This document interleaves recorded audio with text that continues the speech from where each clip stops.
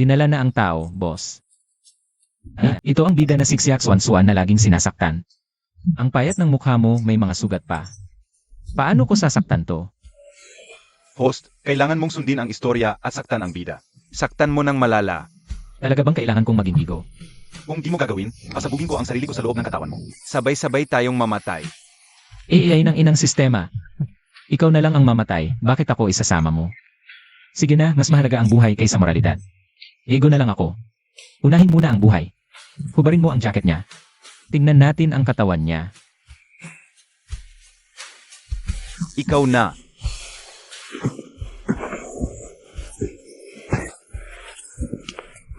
Huwag ninyo akong aapihin, tatawag ako ng pulis. Ay, matigas pala ang ulo nito. Sa kabutihan, nabasa ko ang orihinal na libro at alam ko kung saan ang iyong kahinaan. Hahaha, siyak swan-swan. Ang Crew Hospital, amin yan. Di mo gusto na ang nanay mong may sakit? Ay itatapon sa kalye mula sa ospital, di ba?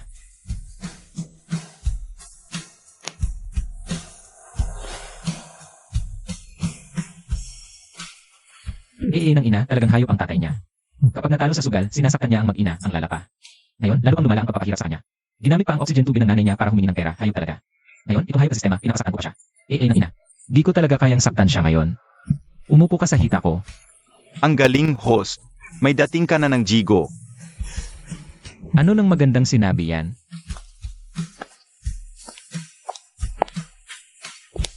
Ano pang hinihintay mo? Gusto mo bang ako ang yumakap sa'yo? Ano ba talaga ang gagawin mo sa akin? Siyempre, gagawin natin ang masaya para sa ating dalawa. Anong masaya? Nakaupo ka na sa hita ko, nagtatanong ka pa. Nakuha na ang gamit, boss. Kailan mo gagawin ang masayang bagay? Host, gagamutin mo ba ang bida? Huwag kang magmadali. Mamaya, gagamitin mo rin ang latigo sa kanya. Magkakaroon ulit ng bagong sugat. Ang task mo ngayon ay saktan ang katawan at puso niya. Ang ingay. Tumahimik ka.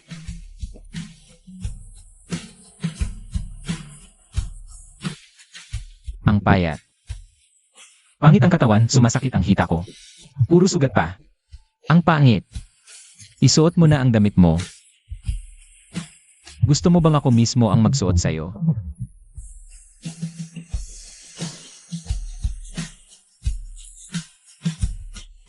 Nakakainis. Sinira mo ang mood ko. Malaki ang kapalit nito. Tumaba ka muna. Umalis ka na. Ayaw kitang makita ngayon. Anong ginagawa mo, host?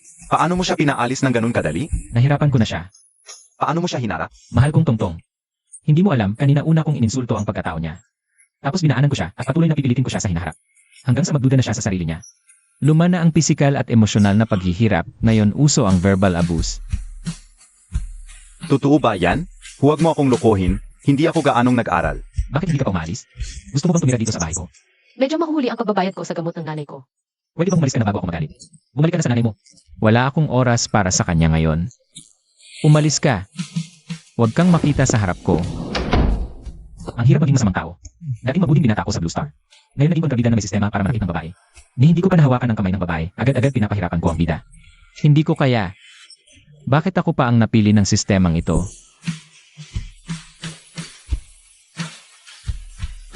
Host, gising na. Oras na para manakit ng bida. Host, gising na. Ang ingay mo naman, sistema. Ang aga-aga, anong oras na ba? Kung maingay ka pa, hindi ko na gagawin ang mga task. Mahihirapan ka rin kung hindi mo matapos ang IE mo, di ba? Hindi gagawin ang task. Host, gusto mo bang subukan ang pakiramdam ng pagkuryente? Hala, nagmamadali ka naman. Hindi ko naman sinabing hindi ko gagawin. Saan na yun ang bida? Nasa ospital. Tara, hanapin natin siya.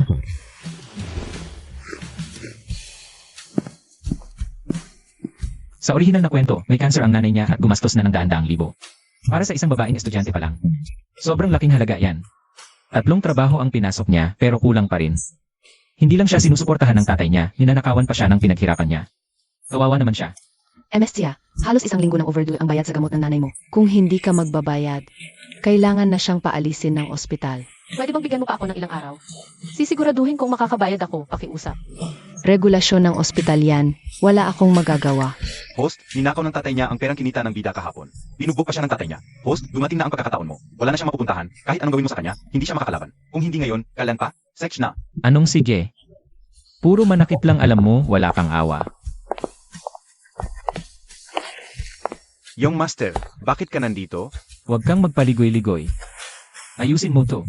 Para sa nanay ni Xiaxuanswan. Palipatin mo siya sa mas magandang kwarto. Sig, ayusin ko na agad. Host, pakiusap. Sundin mo naman ang storyline. Ako rin naman ay isang empleyado lang. Huwag mo akong pahirapan. Kapag nabawasan ang bonus ko, magwawala talaga ako. Host, kapag nagwala ako, natatakot ako sa sarili ko. Huwag kang mag-alala, sinusunod ko na ito. Ikaw ba ang nag-upgrade ng kwarto ng nanay ko? Siyempre, sino pa ba ang gustong maging tagautang mo? Wala akong ganong kalaking pera ngayon. Pero siguradong makakabayad din ako sa'yo. Pwede kitang bigyan ng palugit. Pero paano mo ako pasasalamatan? Host, sabi mo ipapahirapan mo ang bida. Ano ba itong ginagawa mo? Tingnan mo nga, pinapahirapan ko siya ngayon. Nilipat ko ang nanay niya sa mas magandang kwarto, binigyan ng pinakamahusay na gamot. Kapag naisip niya ang laki ng utang niya sa akin, siguradong sobrang stress niya. Hindi siya makatulog sa gabi, yan ang tinatawag na mental torture. Naiintindihan mo ba? Utuo ba talaga yan? Kung ganoon, itatanong ko sa'yo. Tinuring ba ng supervisor mo na violation ito? Hindi, tingnan mo. Yan na nga. Ano ba ang gusto mong gawin ko? Pumunta ka sa bahay ko mamayang gabi para magpainit ng kama.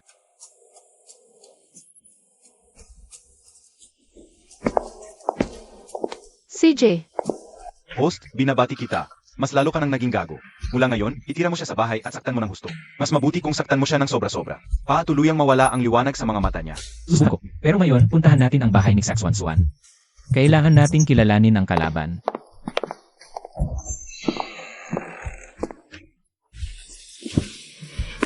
Yung Master Pay, huwag kang mag-alala, babayaran ko agad ang utang ko sa'yo. Paano ka magbabayad, putulan ng braso o binti? Yung Master Pay, nagkamali ako. Hindi ko mababayaran, pero may anak akong babae. Mabait ang anak ko. Tutulungan niya akong magbayad. Maganda rin ang anak ko. Ipapantaya ko na lang siya sa utang. Gawin mo sa kanya ang gusto mo. Ang gago talaga ng tatay na to. Tanggapin mo na, sa'yo na ang bida. Sige, sa'yo na ang anak mo mula ngayon. Sa'yo na si Tsuan mula ngayon. Alam mo nang akin na siya, bakit mo pa sinaktan? Nang ipantaya mo siya sa utang, ibinenta mo na siya sa akin. Pero hindi dapat may sira, di ba? Mali ako. Mali ako. Hindi na ako ulit. Pakiusap yung Master Pay. Patawarin mo ako. Masahihin mo siya ng maayos, huwag mo lang patayin. Aray.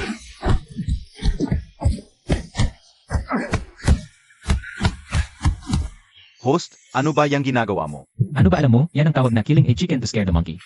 Ginawa kong baboy ang mukha ng tatay niya. Pagkakita niya nito, siguradong susunod na siya sa akin. Walang hindi susundin. Hindi ako gaanong nag-aral. Huwag mo akong lulukohin.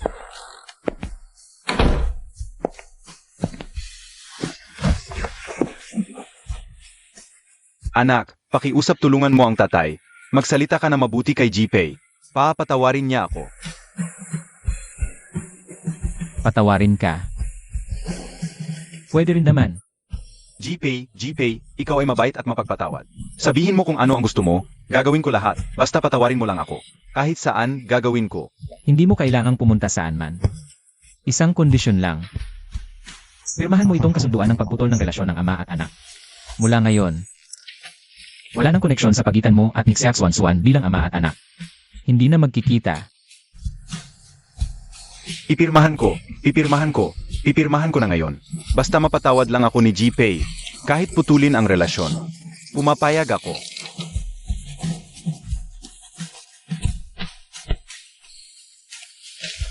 Suan, tapos na, lahat na pirmahan na. Pag alis ko, hindi na ako babalik.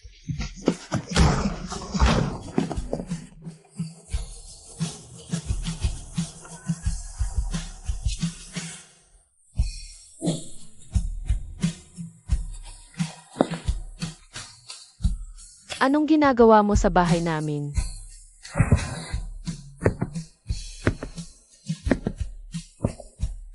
Ano? Siyempre para hulihin ka, bumalik ka at magpainit ng kama.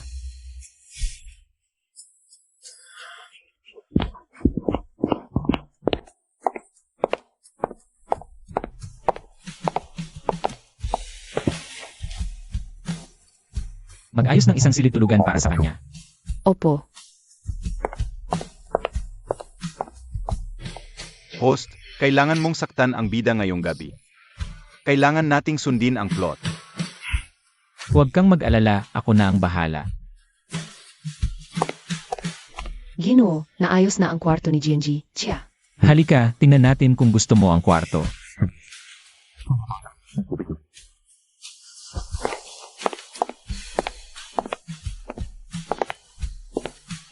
Ano ang nangyayari?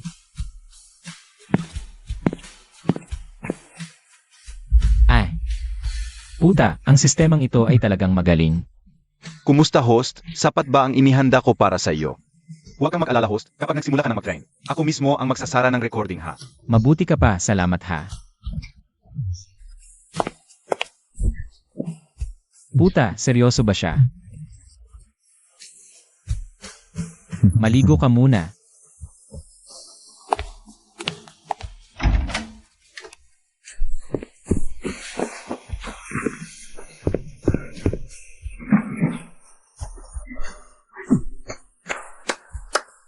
AME host, bakit mo ginagawa yon? Ito ay pinaghirapan kong ihanda para sa iyo. Kung hindi mo pa rin sasaktan ang bida ngayon, Tungtong, wala na akong respeto sa iyo. Tiyak na hindi mo kaya. Huwag mo akong subukan kung kaya ko o hindi. Hindi mo kailangang sabihin.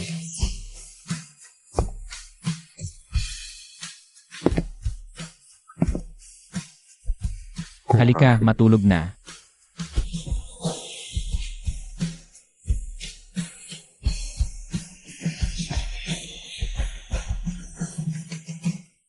Yan, matutulog ka na lang ba?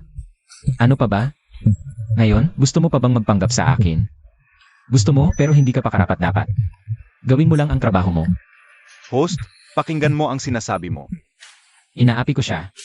Pinapainit niya ang kama ko pero ako. Magdududa siya na kulang ang kanyang alindog. Hindi ba ito ay pang-aabusong psikolohikal? Sage,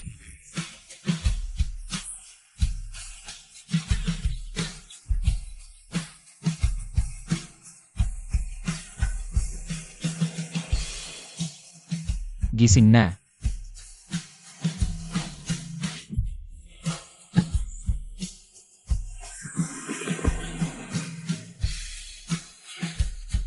Tiyan, bitawan mo ako. Tandaan mo ang iyong katayuan ngayon. Ikaw ang aking ibong maya na inalagaan ko sa mansyong ito. Sa hinaharap, manatili ka lang sa loob ng mansyon kung wala kang gagawin. Wala ka ng kinalaman sa labas ng mundo. Hindi ako yung ibong maya. Wala kang karapatang ikulong ako. Hindi ikaw ang magsasabi kung may karapatan ako o wala. Sa loob ng mansyong ito, ang salita ko ang batas. Bumangon ka, dadalhin kita sa isang lugar.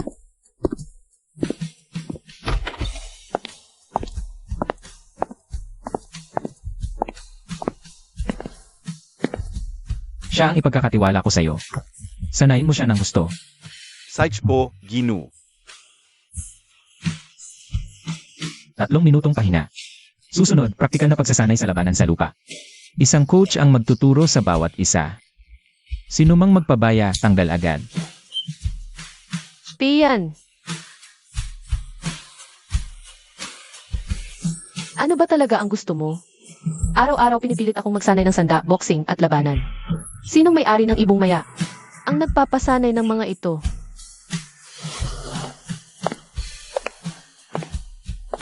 Ang alaga ko, sumusunod sa aking mga patakaran. Kung hindi mo maabot ang itinakdang pamantayan ngayon, huwag kang umasang magpahinga. Simulan na.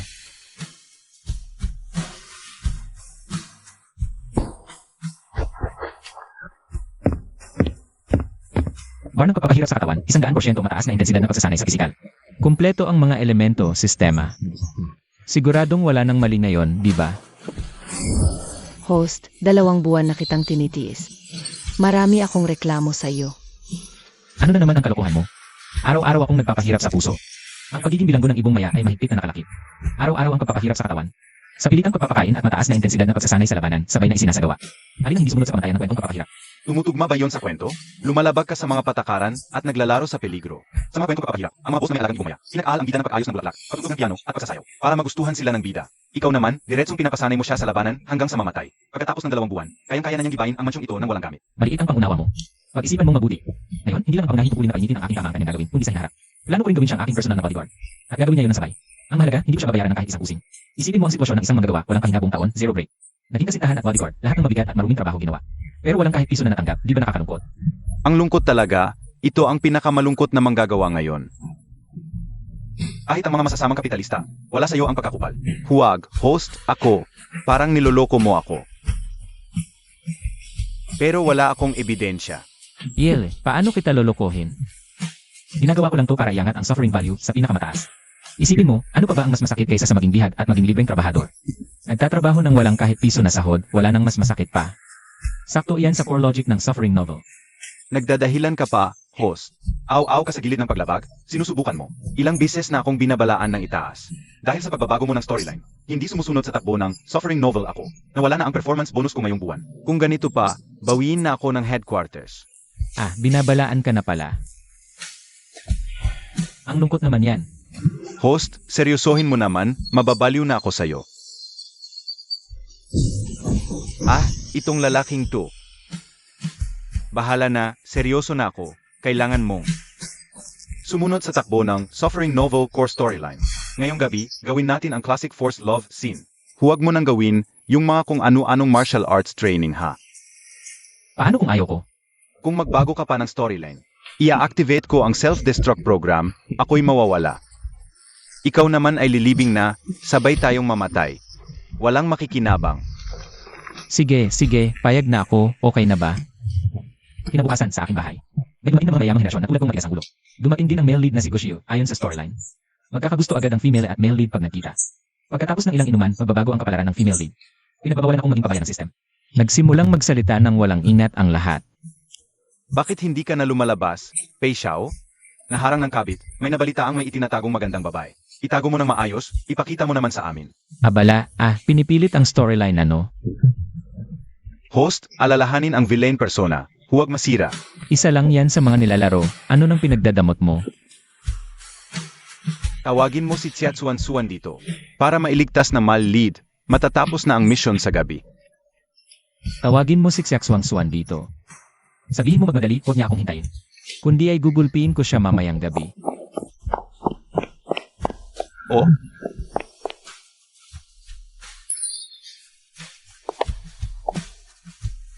Pian, uminom ka ba? Anong karapatan mo para magsalita sa akin ng ganyan? Ayos.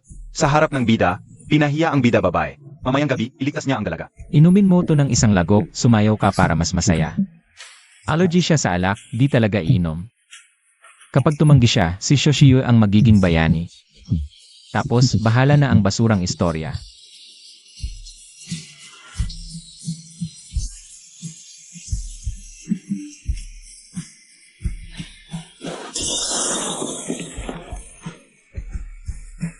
Pasensya, nadulas ang kamay ko.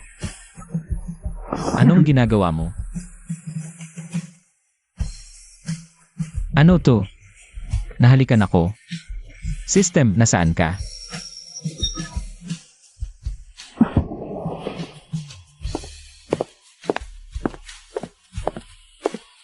Sino tong babaeng malakas? Bakit iba na ang istorya? 184.75 kilo ako, paano niya ako nabuhat? Di na sayang ang aral sa paglalaban. Anong ginagawa mo?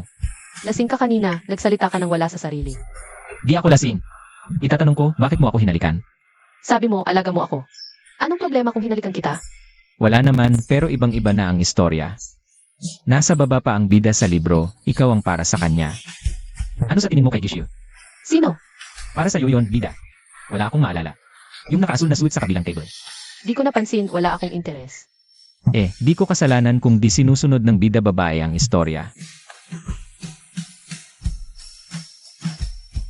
Pian, palagi mong sinasabing akin ka. Pero di mo ako hinawakan at inalagaan mo ng mabuti. Bakit? Di ko masabing galing ako sa ibang mundo at ayokong maging gago. Takot akong patayin ng system. Anong ginagawa mo? Marami akong utang sa iyo, gagawin ko ang lahat.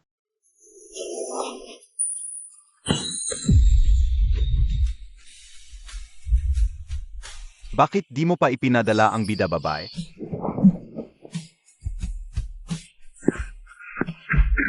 Ano ba to?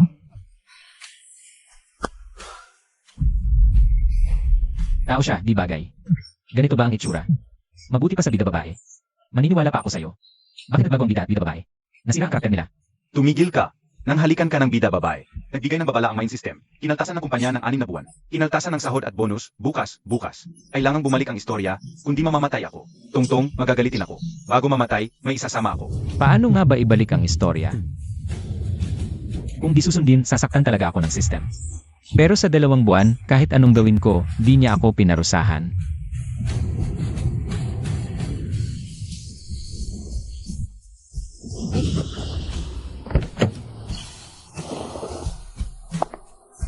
Xiao, matagal na tayong di nakita. Kahapon lang nagkita. Ano nang naisip mo tungkol sa usapan natin kahapon? Sige na, pumayag ka na sa kanya. Kung takot kang malugi, hingan mo ng malaki. Huling pagkakataon na to. Puno ng kuryente ng makina. Pagmumula sa ng kuryente. Ano nang kaya mong i-offer? 5 milyon, plus ang karapatan sa proyekto sa Timo. Isang laruan lang siya. Madami pang kapalit. Laruan ka ng laruan. Ganyan ka, magliligtas ka pa sa kanya. Kadiri, Masakit man magsalita, pero magiging mabuti naman siya sa kanya palang araw. Kung hindi ko kaya, sasabihin ng kuryente. ganyan pa siya. Sigurado ka bang magkakagusto siya sa kanya, gaya ng sinabi mo? Laruan lang siya, bakit mo siya gusto? Hindi ako bothered sa nakaraan niya. Ako si Gashiyu. Nagkita tayo kagabi. Wala akong maalala. Ibinigay ka na ni Boss Pay sa akin. Halika na. Nagsisinungaling ka. Hindi pumayag si Pian. Huwag kang padalos-dalos. Handa ng kuryente. Sabihin mo lang no, sasabitan ka na ng kuryente. Kung kaya mo siyang kunin, kunin mo. Wala akong sinabi.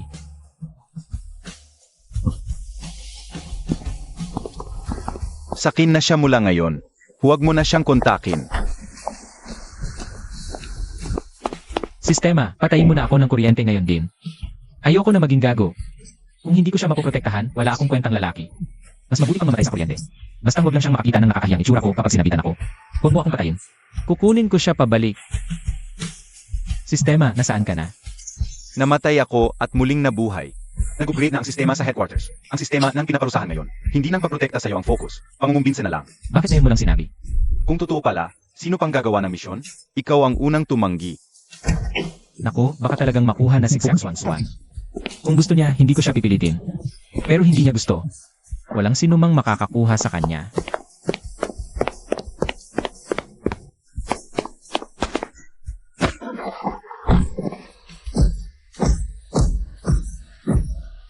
Bakit sinaktan ng babae ang lalaki? Siguro kasi deserve niyang masaktan. Ayoko na. Nako, baka ako naman ang suntukin niya. Kanina ko nga siya itinulak.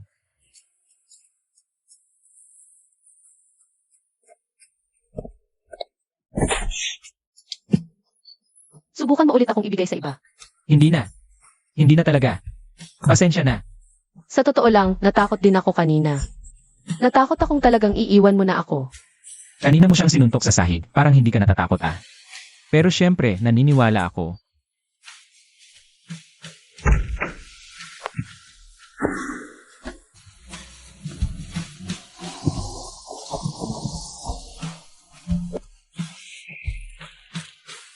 Ano nang gagawin mo diyan? Ano nang gagawin, Pian? Gusto kong maging boyfriend kita. Kung hindi, ikukulong ka na lang. Sige, gusto ko nga. Ang babaeng bida ng sistema ay akin na. Punta sa impyerno ang mga misyon. Nabigo ang misyon, bakit ka nagagalak diyan? Ikaw ang pinakamasamang host na nakasama ko. Ako ay mag-apply para ibaba na lang ako. Huli na kasi ako. Tongzi, tanggapin mo na ang iyong kapalaran.